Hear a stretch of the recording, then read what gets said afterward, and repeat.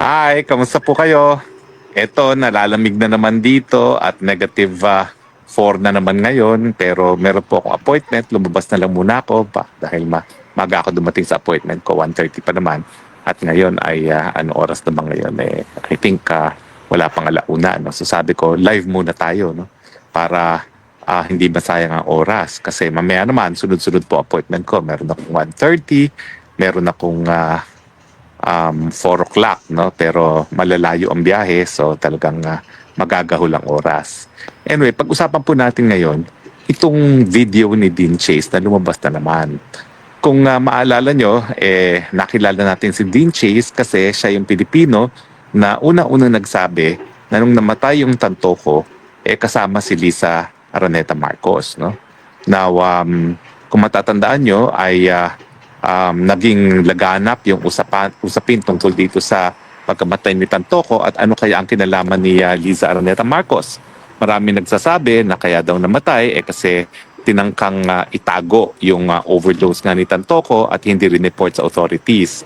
At ang sabi ni Dean Chase, base sa mga official documents na hawak niya, meron pang ongoing investigation na nangyayari dun sa pagkamatay ni Tantoco kasi baka merong reckless endangerment, meaning baka meron talagang ginawa ang kahit sino man, posibleng si Lisa Araneta Marcos, pero hindi pa tayo sigurado, na naging dahilan kung bakit hindi siya nabigyan ng tulong sa tamang panahon, no? At tuluyang pumanaw. Well, wala tayong nalaman kung totoo yan o hindi. No? Basta ang alam natin, totoo naman na nanggaling sa Amerika si Lisa Araneta Marcos noon, kasamang maraming tao para sa isang Philippine Film Festival dyan sa LA kung saan nangyari yung pagkamatay. No? So dyan natin una nakilala si Dean Chase. No? At talagang hindi niya binitawan yung issue. Talagang nakakuha siya ng mga dokumento, kasama na yung coroner's report na nagbibigay konfirmasyon na ang kinamatay nitong si Tantoco ay drug overdose nga. No? At base doon sa mga investigasyon ng pulis na isiniwalat din ni Dean Chase, lumalabas nga na hindi lang cocaine ang kinuha niya, kung hindi marami pang mga droga kasamang marijuana at saka alcohol bago siya pumanaw. No? At walang kaduda-duda naman na may mga panahon na yon, kasama siya sa entourage ni Lisa Araneta Marcos na dahilan kung bakit marami nagsususpetsa na baka sumali rin itong ating First Lady sa kanilang drug ano ba tawag doon? May tawag dyan sa revised penal code na kapag nagtipon-tipon para gumamit na pinagbabawal na droga, no?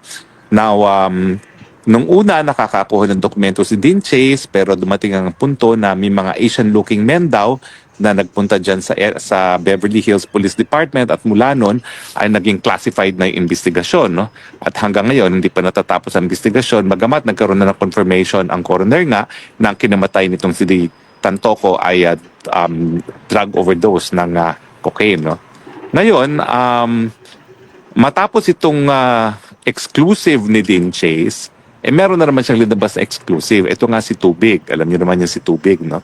At ang kanyang ilinabas naman ay isang sex worker na lalaki na di umano ay siya daw ay nabayaran ng napakalaking halagang pera, parang $37,000 ata yan. Dalawa daw sila. Yung isa is parang $14,000 ang binayad para daw servisan itong ating magiting na junior na presidente na habang sila nga ay nagbibisyo ay gumagawa ng mga kung ano ng mga karumal-dumal na mga bagay-bagay, no? Gaya ng pagtatalik lalaki sa lalaki, no? Well, ako naman kung talagang ganyan ang kanilang kasarinlan, sa kanila yan. Wala tayong pakialam dyan, lalong-lalo na kung mayroong pag-ibig. Pero sinasabi ko nga, itong gawain nila gawaing bangag kasi ginagawa lang nila yan pag sila ay gumagamit ng pinagbabawal na droga, no? At ito siguro ay talagang uso, di ko lang alam, dun sa mga mayayaman kasi di naman tayo mayaman, no? Unang-una talaga yung cocaine na yan pang mayaman. Pangalawa, yung mga ginagawa nila ng mga sex parties, talaga yan ay gawaing mayaman din at hindi yan gawaing Pilipino talaga, yan ay gawain ng mga dayuhan, no?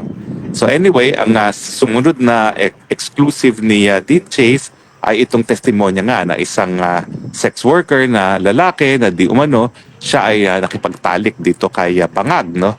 At diyan na lumabas yung mga audio recordings at ngayon naman ay video recording. Yung audio recording, narinig natin ng isang tao na kaboses ni Bangag na nagsasabi is tubig at narinig din natin ang isang boses ng babae na kaboses ng ating magiting na First Lady. But Han, that's what you'll do it for because you love me, no? Mga ganyan-ganyan, no? So sa akin talagang, again, pribadong mga bagay-bagay yan, kaya lang sila po ay mga public officials, no? Una-una sila ay nagpunta sa Estados Unidos dahil sa isang official na function, yung mga panahon na yun na APEC. So gamit nila ang kaba ng taong bayan nung sila ay nakarating dyan sa San Francisco. So hindi ko maintindihan kung bakit bagamat taong bayang Pilipino nagbayad sa kanilang biyahe para mag-attend na APEC, hindi ko alam bakit pati ang kaba ng bayan dinamay nila sa kanilang bisyo at sa kanilang mga kasalawlaan. So anyway, ang latest naman ni Dean Chase ngayon ay meron palang video. At itong video, nakita ko po yan, nakita natin na ito nga ay kamukha ni Bangag, hubad-hubad, siya ay nakadapa at para bagang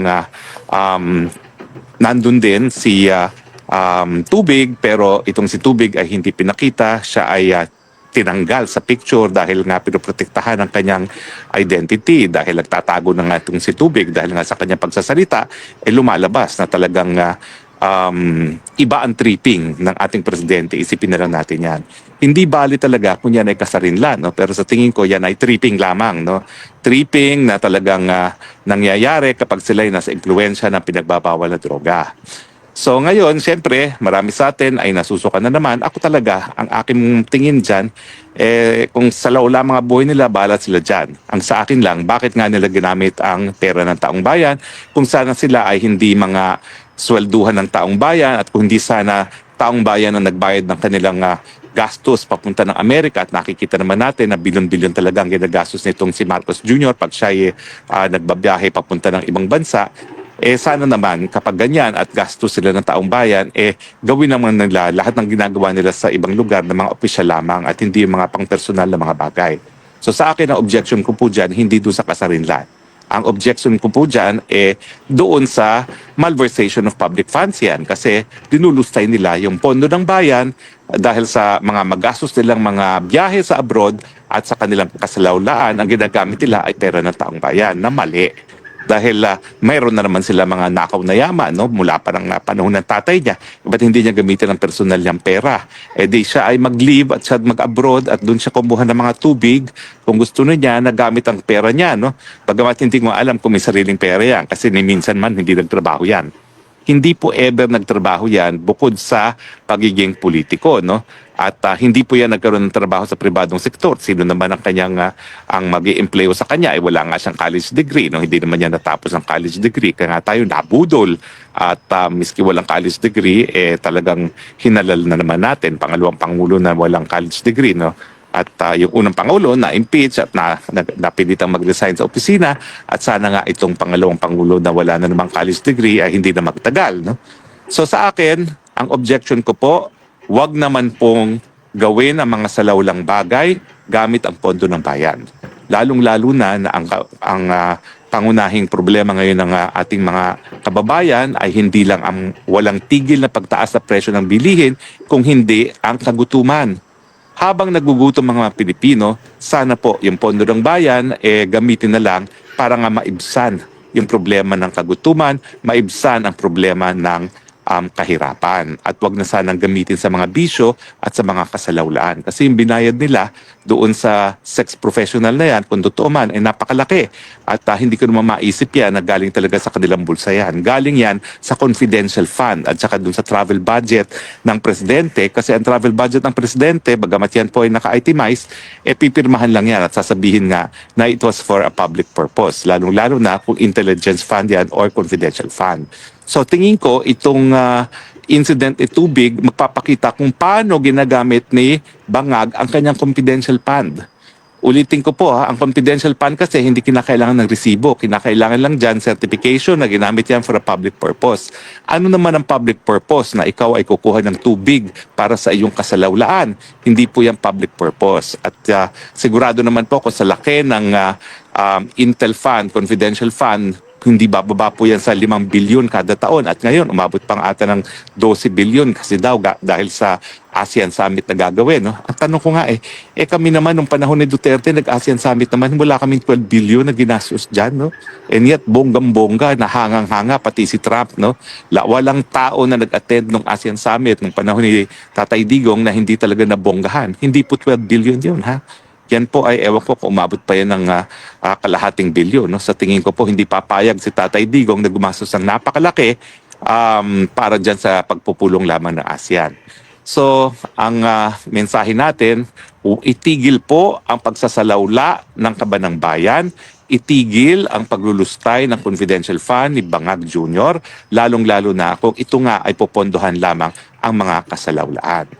Ang pangalawang punto na nais kong italakayin ngayon, bakit ni minsan walang mainstream media na nag-cover o nagbigay man lang ng katanungan kung totoo itong mga expose ni Dean Chase.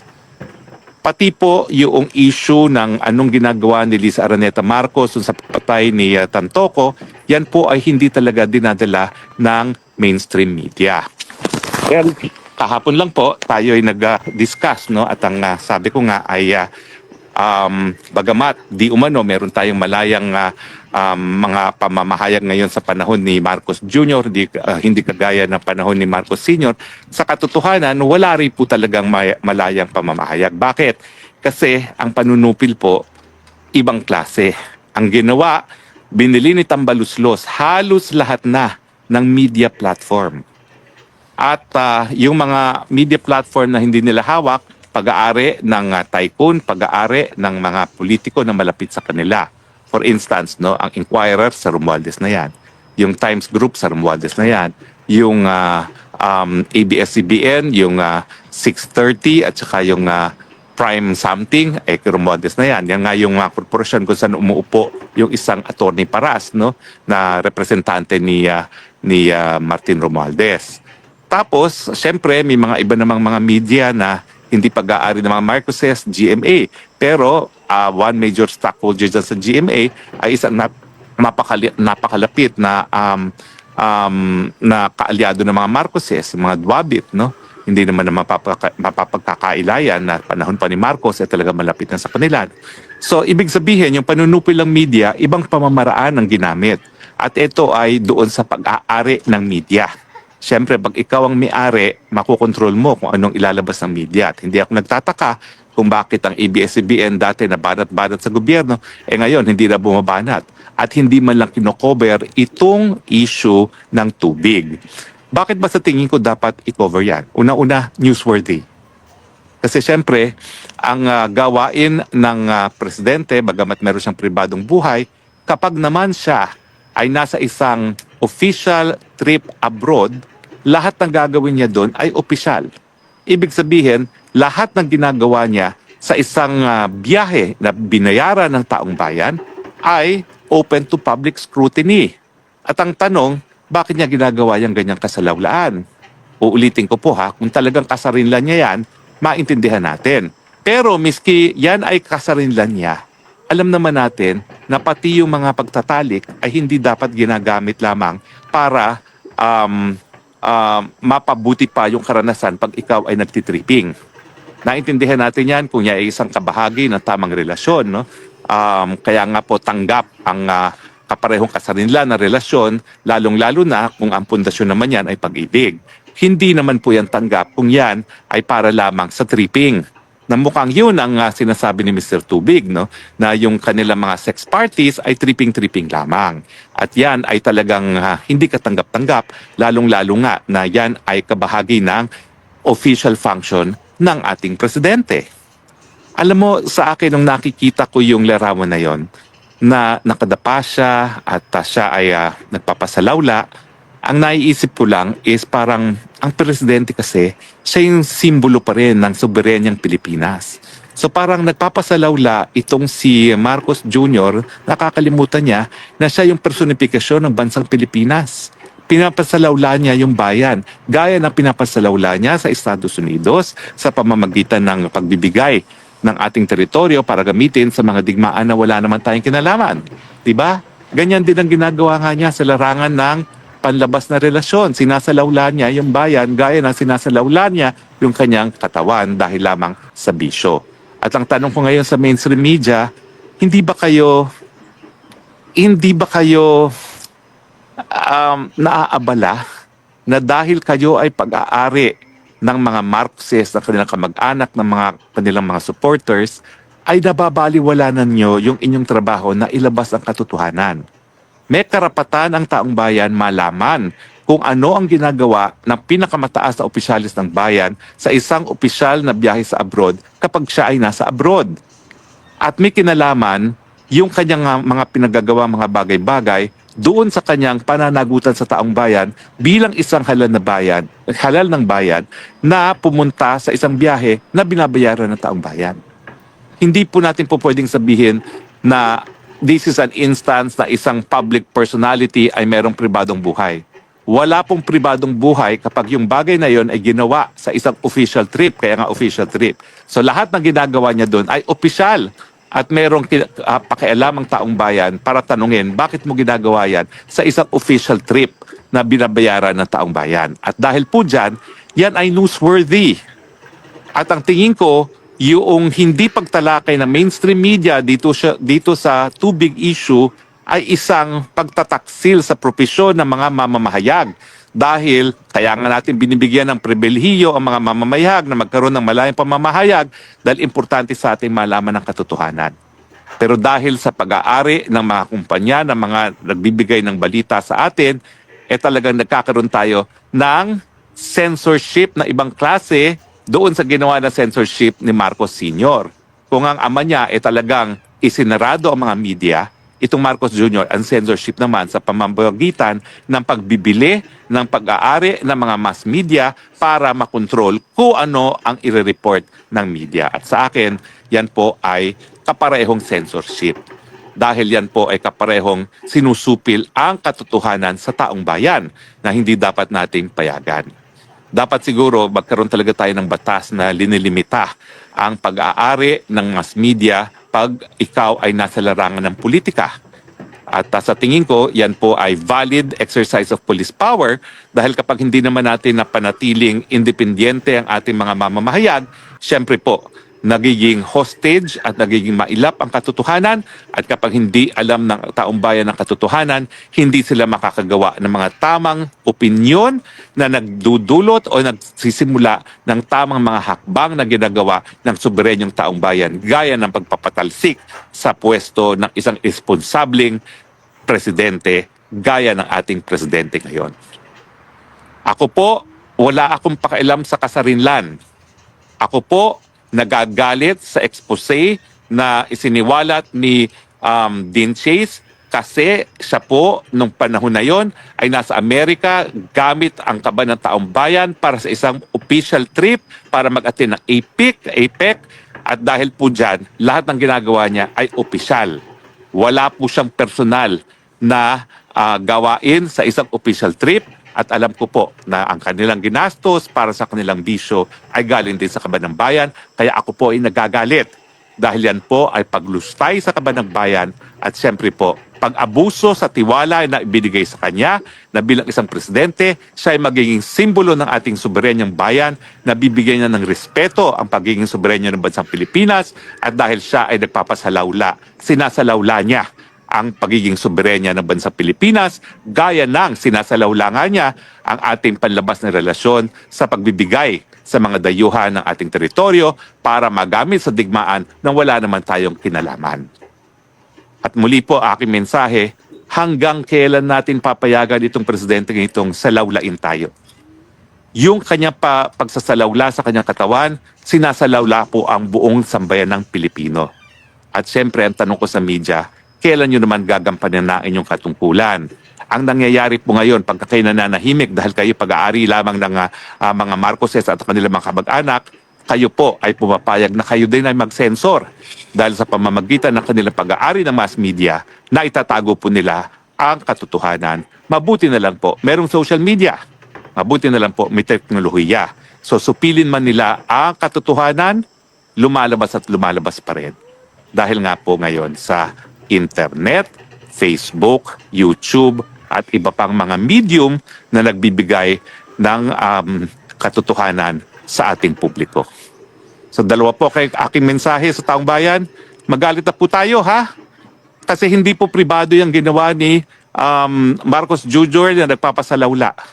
Yan po ay paglulustay ng kaban ng bayan at pagbabawliwala doon sa dignidad na dapat ibinigay niya dahil siya bilang presidente ay simbolo rin ng soberenyang Pilipinas. At sa ating mainstream media, mahiya naman kayo dahil kayo ay nagtataksil sa inyong katungkulan dahilan kung bakit nabibigyan kayo ng pribilehiyo ng malayang pamabahayan. Agree ba kayo? Disagree? Sana po kung hindi pa kayo nagpa-follow sa akin sa Facebook, sa YouTube, sa TikTok, sana mag-follow na kayo. Follow me po. Maraming salamat po. Sa muli, ito po inyong spokes na bayan nagsasabing, I love you, Philippines.